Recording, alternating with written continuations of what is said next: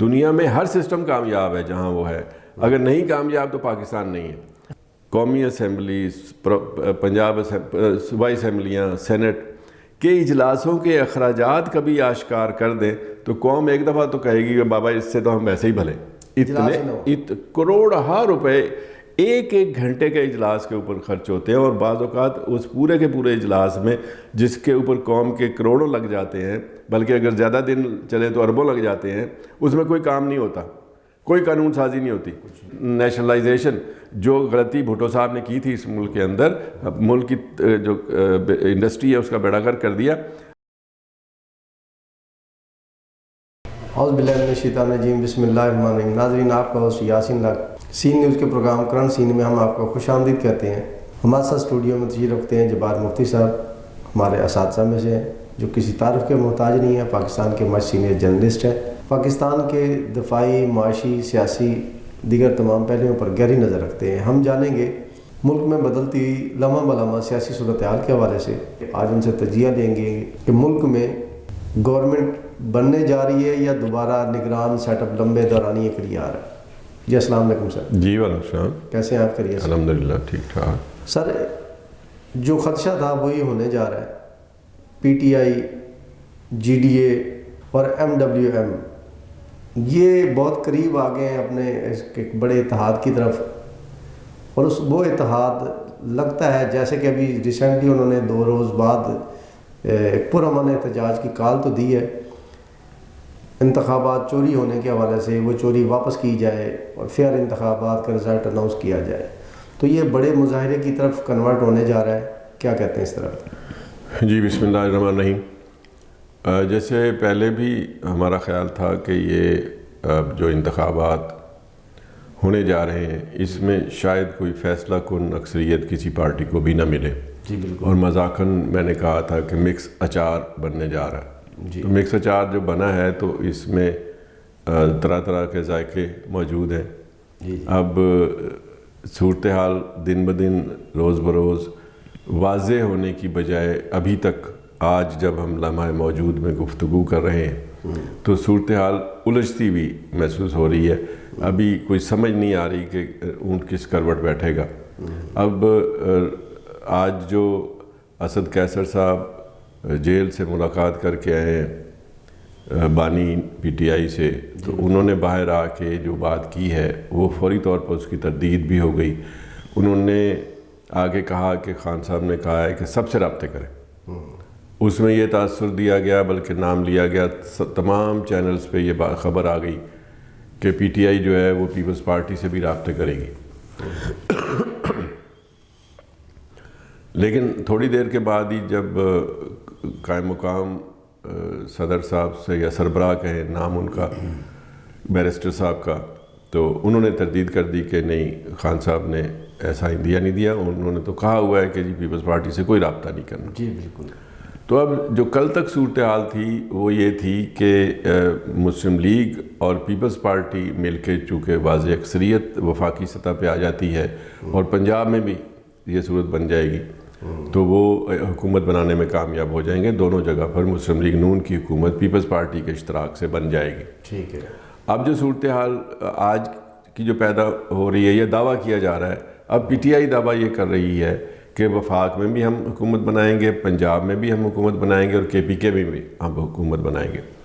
جو انتخابی نتائج ہیں ان کے تحت وفاق میں مسلم لیگ نون کی حکومت بننے کے زیادہ امکانات ہیں۔ جی بالکل، بڑی واضح اکثریت۔ پنجاب میں تو ہے ہی ان کی سنگل لارجسٹ پارٹی ہی نہیں ہے بلکہ ان کو اکثریت حاصل ہو چکی ہوئی ہے، مطلوبہ اکثریت، وہ اکیلے حکومت بنا سکتے ہیں۔ اسی طرح سندھ میں پیپلز پارٹی اکیلے حکومت بنا سکتی ہے، کے پی کے میں پی ٹی آئی اکیلے حکومت بنا سکتی ہے۔ جی بالکل۔ بلوچستان میں جس طرح پہلے 3-4 پارٹیوں اور اتحادوں نے مل کر حکومت بنائی تھی، تو اس میں اس طرح اس دفعہ بھی ایسے ہی لگ رہا ہے کہ وہ جو پرو وفاقی حکومت ہوگی، وفاقی حکومت سے تعاون کرتے ہوئے یا ان کے تعاون سے یا سرپرستی سے، وہاں پر ایسا ایک ملغوبہ تیار ہو جائے گا کہ وہ حکومت میں آ جائیں گے۔ جی بالکل۔ لیکن یہ جو اگر اس بات کو تسلیم کر لیا جاتا یا اب بھی مان لیا جائے کہ پی ٹی آئی پیپلز پارٹی سے مذاکرات کرنے جا رہے ہیں تو پھر یکسر صورتحال بدل جائے گی۔ پھر یہ ہوگا کہ پیپلز پارٹی اور پی ٹی آئی مل کر اکثریت بنتے ہیں وفاق میں. وفاق میں یہ اکثریت میں آ جائیں گے تو وہاں حکومت بنا لیں گے. اور پھر یہ ہے کہ پنجاب میں بھی جب ان دونوں کی آپس میں اتحاد ہو جائے گا تو پھر یہاں پر وہ ایک بڑی قوت بن جائیں گے. کے پی کے میں تو بنی رہی ہے پی ٹی آئی کی, وفاق میں بھی بن جائے گی, کے پی کے میں بن جائے گی. پنجاب میں پھر بھی وہ اپوزیشن میں ہوں گے, لیکن ایک مضبوط اپوزیشن میں ہوں گے جو وفاقی حکومت کو اور صوبائی حکومت کو ایک طرح سے تنگ بھی کر سکیں گے. سندھ کا معاملہ بالکل سیدھا سیدھا سا ہے. وہاں پر 3 جو لوگ ہیں ان کا نام لیا جا رہا ہے. اعلان ابھی نہیں ہوا کہ سندھ میں پیپلز پارٹی کس کو لائے گی, لیکن وہاں پر جو پچھلے وزیر اعلیٰ مراد علی شاہ صاحب ہیں ان کا نام بھی لیا جا رہا ہے. وہ ہاٹ فیورٹ بھی ہیں اس وقت. پھر وہ فریال تالپور صاحب ہیں, پھوپھی جان, ان کا نام لیا جا رہا ہے. پھر وہ ناصر شاہ صاحب ہیں جو پچھلے صوبائی وزیر ہیں, ان کا نام لیا جا رہا ہے. تو اگر یہ 1 2 3 دیکھا جائے تو پھر ایک پہلے نمبر پہ سابق وزیر اعلیٰ ہیں, دوسرے نمبر پہ پھوپھی جان ہے, تیسرے نمبر پہ سابق وزیر تعلیم ہے. اس طرح سے ہے. لیکن اگر فیصلہ کرنا ہوا خان صاحب نے, پھر سمجھیں گے کوئی سرپرائز آئے گا. وہ ان کی عادت ہے, وہ ایسا سرپرائز دیتے ہیں کہ خود ان کی پارٹی, ان کے اسسٹنٹ, ان کے جاننے والے اور چاہنے والے وہ سارے حیران رہ جاتے ہیں. تو پھر کہیں وہ سرپرائز آ سکتا ہے. اسلم اقبال صاحب کا نام پی ٹی آئی کی طرف سے لیا جا رہا ہے پنجاب کے لیے. یہ کون ہے؟ اس سے پہلے سنا نہیں. ایم پی ہیں, وہ سفید بال ہیں, اگر آپ تصویر دیکھیں گے تو جان جائیں گے. بڑے ایکٹو اور گفتگو بڑی اچھی کرتے ہیں. اچھا, تو یہ سینسیبل گفتگو کرتے, تو وہ ایک اچھا فیس ہوگا اگر سامنے آئیں گے تو. اور ہمارے ہاں عموماً یہ دیکھا گیا ہے کہ جس کو آپ پٹ کرتے ہیں بطور وزیر اعلیٰ کے اور وہ نہیں کامیاب ہوتے تو پھر وہ اپوزیشن لیڈر بھی بن جاتے ہیں. تو اگر وہ چیف منسٹر نہ بنے تو ایک اچھے اپوزیشن لیڈر ثابت ہوں گے. ٹھیک ہے. تو یہ ہے اس وقت کا سیناریو, منظرنامہ. لیکن پھر وہی بات ہے کہ الجھی ہوئی ہے ڈور, کب سلجھتی ہے, کیسے سلجھتی ہے, پتہ چلے گا. باقی جو آپ نے بات کی کہ کہیں یہ جو نگران سیٹ اپ ہے یہی, تو ظاہر سی بات ہے نگران سیٹ اپ تب تک ہے جب تک حکومتیں بن نہیں جاتی. اگر حکومتیں نہیں بنتی, تاخیر کا شکار ہوتی, تو جب تک تاخیر ہوگی تب تک نگران موجود رہیں گے. یہ تو ایک سیدھا سیدھا سا فارمولہ ہے. لیکن توقع یہ ہے کہ یہ نگران اگر وفاق میں کچھ تاخیر بھی ہوئی تو سندھ میں تو فیصلہ کن ہو جائے گی, کے پی کے میں فیصلہ کن ہو جائے گی, بلوچستان میں بن جائے گا. لے دے کہ وفاق اور پنجاب میں تھوڑے 2-4 دن کی تاخیر ہو سکتی ہے, لیکن الٹیمیٹلی ہر جگہ ہی کوئی نہ کوئی نتیجہ سامنے آ جائے گا. اور دعا یہ کرنی چاہیے کہ جو نتیجہ سامنے آئے وہ دیر پا ہو, کیونکہ ہمارے ہاں یہ بھی مسئلہ ہے جمہوریتوں میں جو عجب ہے دلوں کا دھڑکا سا کہ جانے کون کہاں راستہ بدل جائے. پہلے بھی یہ شعر میں نے پڑھا تھا. جی بالکل. تو اس لیے کوئی پتہ نہیں ہوتا. تو ہمارے یہاں جب تک محبت اور خلوص کے ساتھ ساتھ وفاداری, وہ بشرط استواری والی جو بات ہے نا غالب کی, کہ وفاداری بشرط استواری اصل ایمان ہے, مرے بت خانے میں تو گاڑے کعبے میں برہمن کو. تو یہ معیار یہ ہے کہ آپ جہاں کھڑے ہیں وہاں آپ مضبوطی سے کھڑے ہوں اور مستقل کھڑے ہوں. پھر یہاں ہمارے ہاں یہ ہے کہ صبح کچھ ہوتا ہے, شام کچھ ہوتا ہے, تو پھر گڑبڑ ہوتی ہے. جی بہت شکریہ. تو پی ٹی آئی نے کے پی کے میں تو ان کا کلیئر ہے, علی امین گنڈا پور صاحب سی ایم ہے. بلوچستان میں انہوں نے سی ایم کس کو نامزد کیا ہے, اور وفاق میں پی ایم کس کو نامزد کیا ہے؟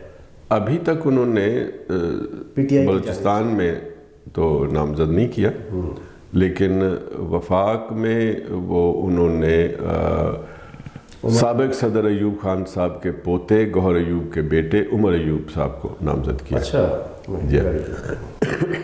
اب جمہوریت کا چہرہ ایک آمر کا پوتا ہوگا. جی بہت شکریہ. دوسری طرف خبریں گردش کر رہی ہیں کہ پیپلز پارٹی کو صدر پاکستان کی تبدیلی کی بہت جلدی ہے, اور وہ چاہ رہے ہیں 23 مارچ کی جو پریڈ ہے وہ نئے صدر پاکستان کہ اس کی سلامی کی اس کے ساتھ ہو. کیا دیکھ رہے ہیں کہ مارچ میں تبدیلی صدر کی تو یہ متوقع ہے, لیکن اس کا پروسیس ہے, اس پروسیجر کے تحت ہی کوئی تبدیلی آئے گی. پیپلز پارٹی اکیلی تو اس پوزیشن میں ہے نہیں کہ وہ چاہے تو صدر کے خلاف کوئی, لیکن صدر ہٹتا تو مواخذے سے ہے نا, یا مدت پوری ہونے پہ ہٹتا ہے یا مواخذہ ہوگا. مواخذے کی شرائط ہیں, شرائط میں یہ ہیں کہ وہ ذہنی طور پر اپاہج ہو جائے, علیل ہو جائے, معذور ہو جائے, یا یا ایسا کوئی کرائم کر بیٹھے کہ سزا ہو جائے، یہ عدم اعتماد اس میں بڑا مشکل ہے. وہ ساری صوبائی اسمبلیاں اس میں شامل ہوتی ہیں، قومی اسمبلی، سینٹ، سب مل کے عدم اعتماد کر سکتی ہے. جی بالکل. ایک طرف ابھی وفاق اور صوبوں میں جو گورنمنٹ بننے کے قابل نہیں ہو رہی، ڈیسیژن نہیں ہو پا رہے، تمام پارٹیاں کنفیوژن کی شکار ہیں. ابھی لگتا ہے کہ یہ پروسیس تھوڑا سا لینتھی چلے گا، تو صدر پاکستان کا پروسیجر اس سے پہلے تو مکمل نہیں ہو سکتا. نہیں ہو سکتا. اب اتنے دن تو نہیں ہے کہ پہلے ہو جائے. ان کی مدت پوری ہوگی تو نئے صدر کا انتخاب ہوگا، اور جب تک نئے صدر کا انتخاب نہیں ہوگا یہی صدر چلیں گے. تو یہ باقی رہ گئی پیپلز پارٹی کو کوئی جلدی ہے، تو اس کی وجہ تو سمجھ نہیں آتی، کیونکہ یہ بے ضرر سے صدر صاحب ہیں. انہوں نے اب تک ایسا کوئی قدم نہیں اٹھایا جس سے پتہ چلے کہ وہ پی ٹی آئی کے مخالفین کے لیے کوئی نقصان دہ ہو.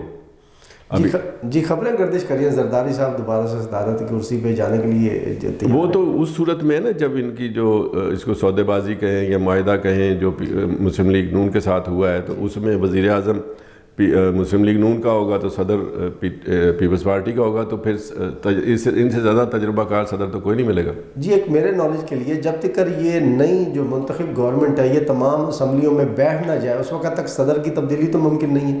نہیں، جب تک اسمبلیاں حلف اٹھائیں گی اس کے بعد ہی. جی بہت شکریہ سر. میری ایک چھٹی اس کہہ رہی ہے کہ آنے والی جو گورنمنٹ ہے، جیسا کہ آپ نے بتایا یہ مکس اچار ہے، مکس اچار کی عمر مجھے نظر آ رہی ہے 1 سے 1.5 سال. اس میں جو انہوں نے چناؤ کیا ہے وزیر اعلیٰ پنجاب کا نون لیگ نے، یا وزیر اعظم کے حوالے سے، یا میاں صاحب نے وزارت عظمیٰ کے لیے اپنے آپ کو وڈرا کر لیا ہے، ان کی باتوں سے، چہرے سے جو مایوسی ہے کہ وہ واپس جا رہے ہیں لندن، چاہے وہ بیماری کا بہانہ بنائیں یا جو بھی صورتحال بنے، تو ان کے بغیر تکڑی گورنمنٹ بھی نہیں ہے. مکس اچار میں کبھی بھی کوئی بھی اختلاف، تو 1 سے 1.5 سال تک یہ چلے گی. اس کے بعد ان بٹوین 1 سے 1.5 سال پی ٹی آئی، MWM، GDA، دیگر جماعتیں مل کے اپنے الیکشن کا جو زیادتی ہیں وہ رونا روتی رہیں گی، مظاہرے چلیں گے. 1.5 سال بعد پھر نگران سیٹ اپ، پھر دوبارہ الیکشن ہوں گے، اور پی ٹی آئی بڑی بھاری اکثریت سے آ کر اور 8 سے 10 سال تک لانگ ٹرم کے لیے گورنمنٹ بنائے گی. صدارتی نظام بھی متوقع ہے. تو کیا یہ میری سینس یا جو شواہد چیزیں ہمیں سننے کو آ رہی ہیں یہ ٹھیک ہے آپ کی نظر میں؟ ہاں، یہ آپ کی اور کچھ دوستوں کی خواہش تو ہو سکتی ہے، لیکن سسٹم میں اس طرح کی چیز نہیں ہے. باقی جو آپ نے اتنی کم عمر بتائی ہے، تو اس میں اور اگلے جو ضمنی انتخابات ہوں گے ان میں پھر تو یہ بات لاجیکل اس حد تک تو ہے کہ اگر مسلم لیگ نون یا GDA جو بھی آپ نے ان کو اتحاد کہہ لیں، وہ اگر اتحادی حکومت آتی ہے اور وہ ڈیلیور نہیں کر سکتی، تو اس ڈیلیور نہ کرنے کی صورت میں یا کسی اور وجہ سے اگر حکومت نئے انتخابات کی طرف قوم جاتی ہے، تو پھر ایک رد عمل بھی شامل ہوگا اور پھر پی ٹی آئی مزید زیادہ کامیابی سے آ سکتی. یہ تو لاجیکل ہے. لیکن کیا جو سیٹ اپ آئے گا وہ اتنی 1.5 سال میں چلا جائے گا؟ تو اس ملک میں کچھ بھی ہو سکتا ہے. باقی صدارتی کا جہاں تک تعلق ہے تو وہ ایک ایسا سسٹم ہے جو دنیا کے بے شمار ملکوں میں کامیابی سے چل رہا ہے. لیکن میں آپ سے ایک بات اس ضمن میں عرض کر دوں کہ دنیا میں ہر سسٹم کامیاب ہے جہاں وہ ہے. اگر نہیں کامیاب تو پاکستان نہیں ہے. ہم نے پاکستان میں پارلیمانی نظام کا بھی تجربہ کر لیا، صدارتی کا بھی کر لیا، بنیادی جمہوریتوں کا بھی کر لیا. ہم نے یہ سارے تجربے کر کے دیکھ لیے.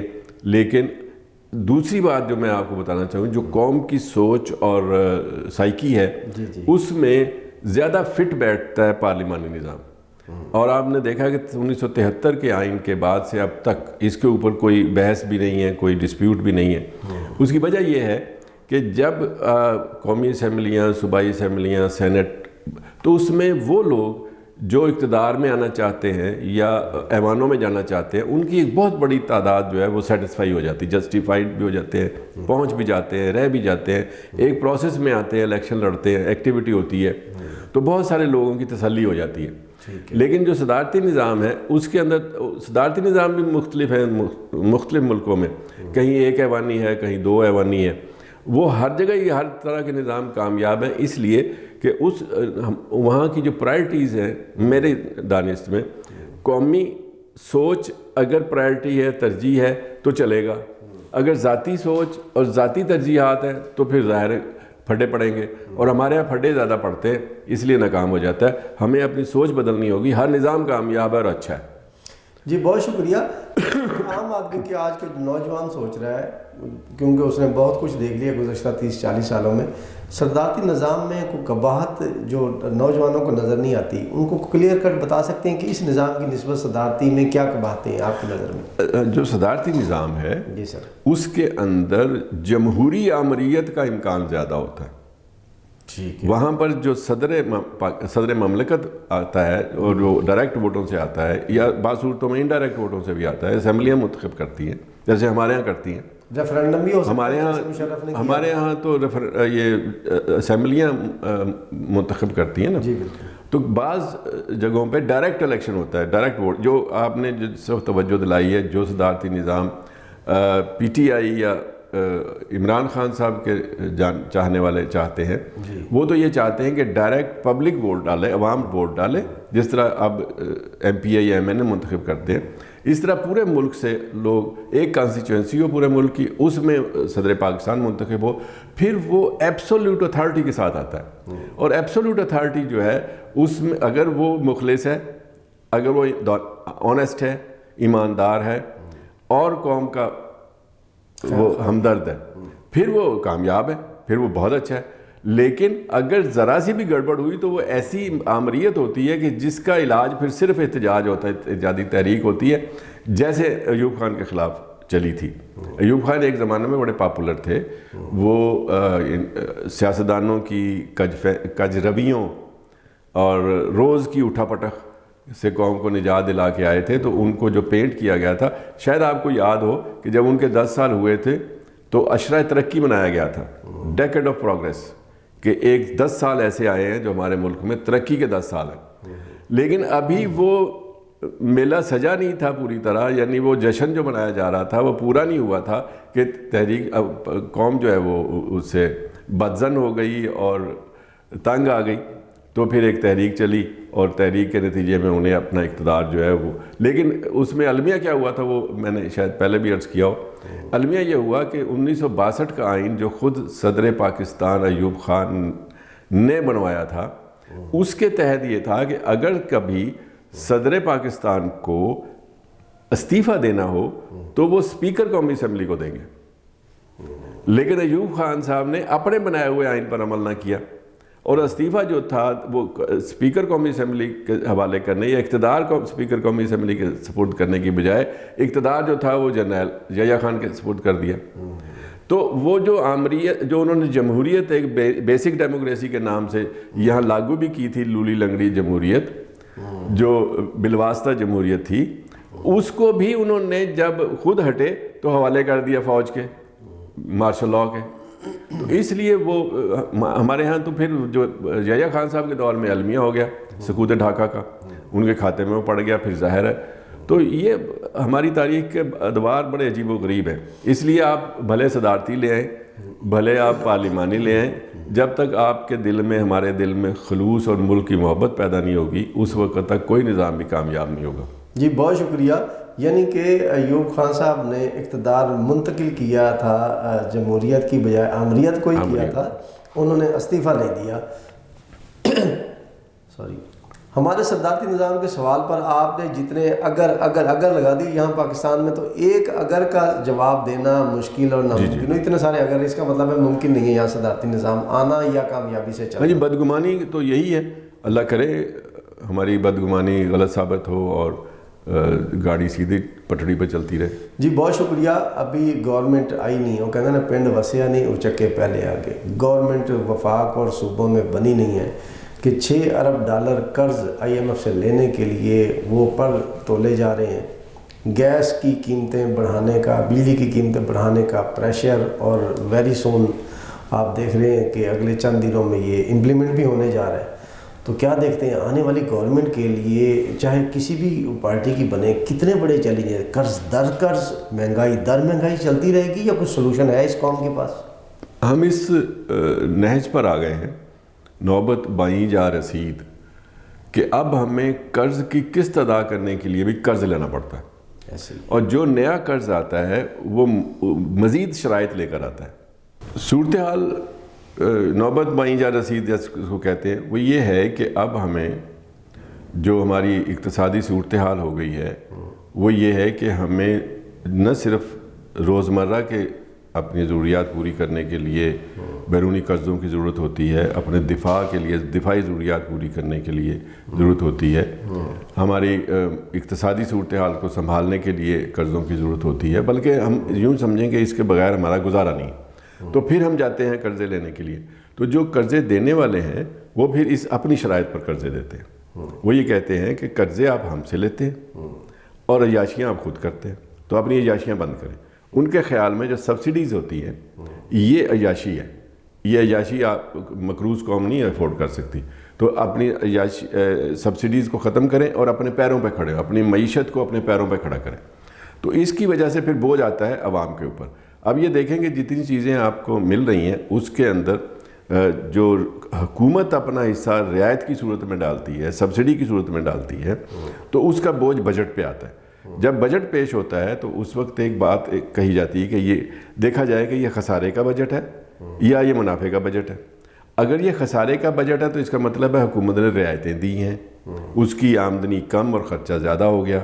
اگر یہ منافع کا بجٹ ہے تو اس کا مطلب ہے حکومت نے ٹیکسز زیادہ لگائے ہیں، اس کی آمدنی زیادہ ہو گئی ہے اور اس کا خرچہ کم ہے۔ تو یہ بجٹ جو ہوتا ہے اس کو عوام دشمن کہا جاتا ہے، اور جو خسارے کا بجٹ ہے وہ عوام دوست ہوتا ہے، لیکن اس کی قیمت پھر قوم کو دینی پڑتی ہے۔ وہ اس صورت میں کہ جب خسارہ بڑھتا چلا جاتا ہے اس کو میٹ کرنے کے لیے، اس کو پورا کرنے کے لیے پھر آپ قرضے لیتے ہو، عالمی جس کو آپ عالمی بازار کہہ سکتے ہیں، آپ IMF کے پاس جاتے ہیں، ورلڈ بینک کے پاس جاتے ہیں، آپ دوستوں کے پاس جاتے ہیں، دوستوں سے مل جائے تو کچھ آسان قرضے ہوتے ہیں، اگر ورلڈ بینک اور IMF کے پاس جائیں تو کڑی شرائط ہوتی ہیں۔ ان میں سب سے بڑی شرط، جیسے میں نے پہلے عرض کیا کہ یہ جو خسارہ ہے نا، خسارے والا کام یہ نہیں چلے گا۔ پھر آپ خسارے اپنے ختم کریں، اپنے پیروں پر کھڑے ہوں، سبسڈیز جو رعایتیں دیتے ہیں ختم کریں۔ جب رعایتیں ختم کرتے ہیں تو پھر کیا ہوتا ہے؟ پھر آپ کی بجلی کی قیمت بڑھ جاتی ہے، نرخ بڑھ جاتے ہیں، گیس کے نرخ بڑھ جاتے ہیں، پیٹرول کے فیول کے نرخ بڑھ جاتے ہیں، تو پھر ان کے نتیجے میں ہر چیز مہنگی ہوتی چلی جاتی ہے اور آپ کے ہاں مہنگائی کا طوفان آ جاتا ہے۔ اس لیے اس کو عوام دشمن کہا جاتا ہے۔ جب عوام دشمن ہو جائے تو پھر عوام کے اندر جو جذبات آتے ہیں وہ حکومت کے خلاف آتے ہیں۔ اس لیے حکومتیں کافی دیر تک ایسا کرتے ہیں کہ وہ ایک مصنوعی طریقے سے عوام کو سہولتیں دیتے چلے جاتے ہیں، لیکن ان دی اینڈ وہ اتنا بوجھ پڑ جاتا ہے۔ جب آپ کو سپورٹ آمدنی سے نہ مل رہی ہو، آپ کے وسائل آپ کو سپورٹ نہ دے رہے ہوں، تو پھر الٹیمیٹلی آپ کو جا کے جب یکدم مہنگائی کا بم گرتا ہے آپ کے اوپر ٹیکسوں کی صورت میں، اور ہر چیز کی قیمت بڑھتی ہے، اور یہ سارے انٹر لنکڈ ہوتے ہیں۔ ایک چیز کی آپ قیمت بڑھا دیتے ہیں تو آپ دیکھیں نا، ایک مثال کے طور سبزی والا ہے، اس کا کیا تعلق ہے وہ پیٹرول کی قیمت کے ساتھ؟ سبزی تو پیٹرول سے نہیں پلتی، نہ ڈالر کا ریٹ چڑھتا ہے تو وہ کہتے ہیں ڈالر کا ریٹ چلتا ہے، اس لیے کہ ان کا خرچہ بڑھ جاتا ہے۔ جب کہ بجلی کا نرخ بڑھتا ہے، گھر کا بجلی کا نرخ بڑھتا ہے، تو دکاندار کا اپنے گھر کا خرچہ بڑھ جاتا ہے، اس کو پورا کرنے کے لیے اس کے اپنے شرح منافع میں اضافہ کرنا پڑتا ہے۔ تو اس لیے پھر عوام کی چیخیں ہیں جو ہم عرصہ دراز سے سن رہے ہیں اور مزید سن رہے ہیں۔ ابھی یہ خبر آئی ہے کہ پیٹرول کی قیمت میں پھر اضافہ ہونے جا رہا ہے، تو اور اس کے ساتھ ساتھ یہ آپ نے بتایا کہ گیس کی قیمت میں پھر اضافہ ہونے جا رہا ہے۔ تو یہ تو ایک دفعہ مزید چیخوں کا طوفان آئے گا، احتجاجی تحریکیں چلیں گی۔ لیکن یہ بھی ایک المیہ ہے ہمارے ہاں کہ جب احتجاجی تحریک چلتی ہے اس میں بعض اوقات تشدد آ جاتا ہے، توڑ پھوڑ آ جاتی ہے، جلاؤ گھراؤ آ جاتا ہے، تو اس میں جو قومی نقصان ہوتا ہے وہ مزید پھر معیشت کے اوپر بوجھ آتا ہے۔ تو یہ شیطانی چکر ہے جس کو اکنامکس کی زبان میں وشیس سرکل کہتے ہیں، کہ ایک برائی سے دوسری برائی، دوسری برائی سے تیسری برائی کرتے کرتے پھر پہلی برائی مشکل اور زیادہ۔ تو اس لیے آپ دعا کریں اور کہ ہم اپنے پیروں پہ واقعی کھڑے ہو جائیں، ورنہ تو یہ وشیس سرکل تو چلتا رہے گا۔ جی بالکل، بیڈ نیوز یہ ہے کہ پرائیویٹائزیشن کے چکر میں بیڈ نیوز یہ ہے کہ پرائیویٹائزیشن کے چکر میں فرسٹ وومن بینک اس کو پرائیویٹائز کیا جا رہا ہے۔ دبئی کو گورنمنٹ نے، نگران حکومت نے باقاعدہ یہ فیصلہ بھی کر لیا، اگلے چند روز میں ہینڈ اوور کرنے جا رہے ہیں۔ اسٹیٹ بینک کی جانب سے اس کو نیا لائسنس جاری کرنے کے بھی احکامات اور ہدایات جاری کر دی گئی ہیں۔ سر، پرائیویٹائزیشن کے چکر میں مجھے یاد ہے افتخار چودھری صاحب نے جب اسٹیل مل کو پرائیویٹ کر رہے تھے تو اس وقت ایک آرڈر جاری کیا تھا کہ قومی اثاثے کسی بھی مد میں نہیں فروخت کیے جا سکتے۔ وہ سپریم کورٹ کی ڈائریکشن بھی موجود ہے، اس کے باوجود اسلام آباد ایئرپورٹ UAE کو ہم نے دے دیا۔ دیگر اثاثے قرض لے کے جتنے قومی اثاثے ہیں، قرض حکمران کھا جاتے ہیں، قرض گورنمنٹ کی عیاشیاں پہ لگ جاتے ہیں. جیسا آپ نے بتایا کہ IMF یا دیگر ممالک میں عیاشیاں کم کرنے، ہم عیاشیاں کم کرنے کی بجائے نہ ہم بیوروکریسی کے پولیٹیشین کے مفت پیٹرول، مفت بجلی، مفت گیس، مفت ایئر ٹکٹ بند کرتے ہیں، صرف فیول بجلی کی قیمتیں بڑھاتے ہیں، عوام بھرتی رہے.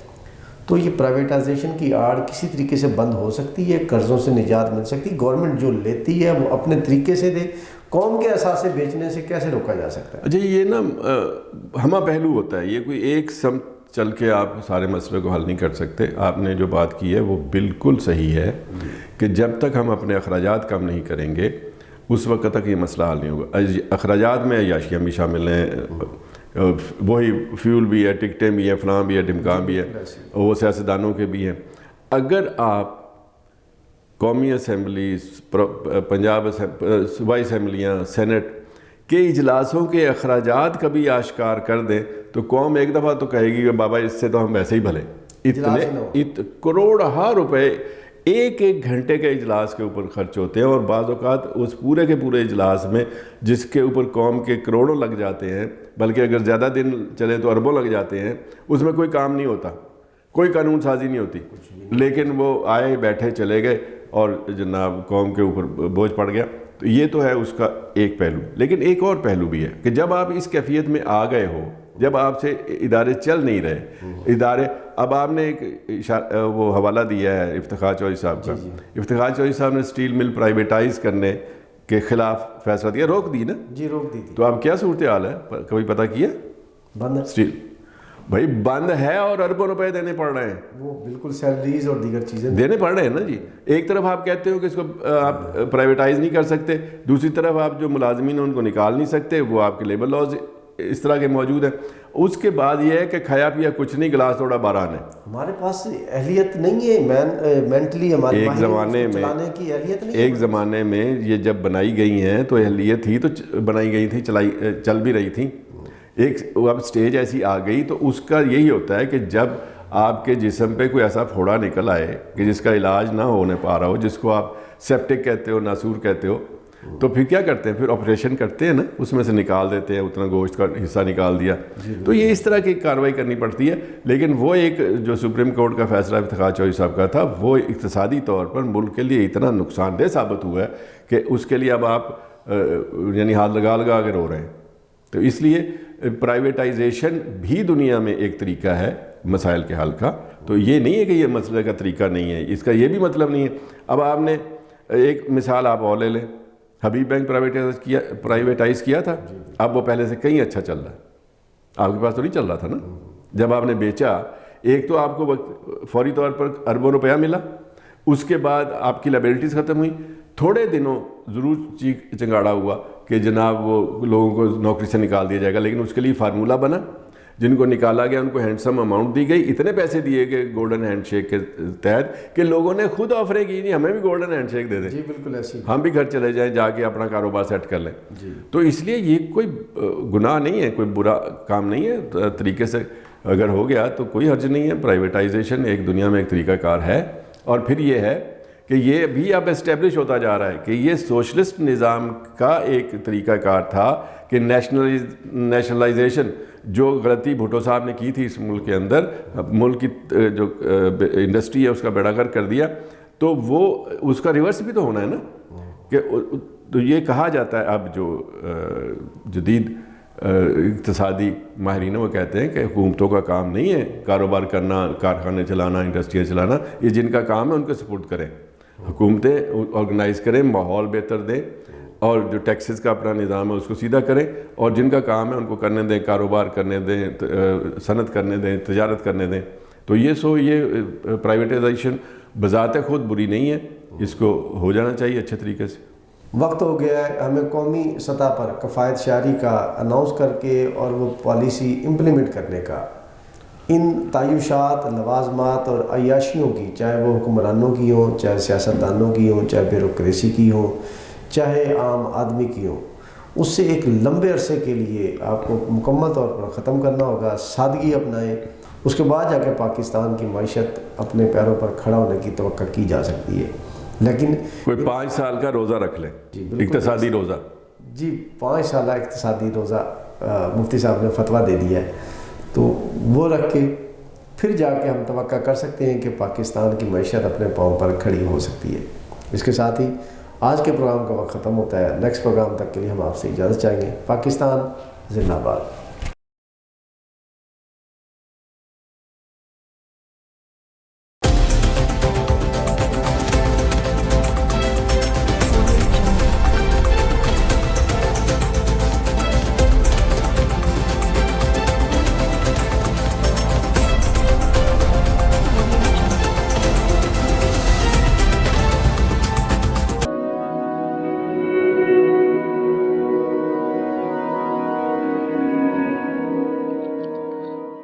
رزق اللہ کے ہاتھ میں ہے، اور کبھی کبھی رزاق رزق کی تقسیم کا اعزاز ان لوگوں کو بھی عطا فرما دیتا ہے کہ جو حالات کی کڑی دھوپ میں شجرے سایہ دار ہوتے ہیں۔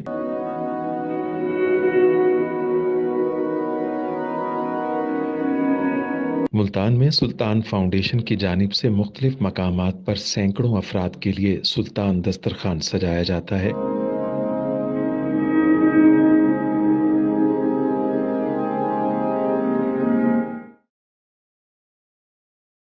ہر انسان سلطان دسترخوان کا مہمان بنتا ہے۔ بلا شبہ سلطان فاؤنڈیشن انسانیت کا قابل فخر سرمایہ ہے، اور بھلے ہی ایسے ادارے ہوں یا افراد، وہ غربت و افلاس کے سلگتے صحرا میں احساس کی چھتریاں بنتے ہیں۔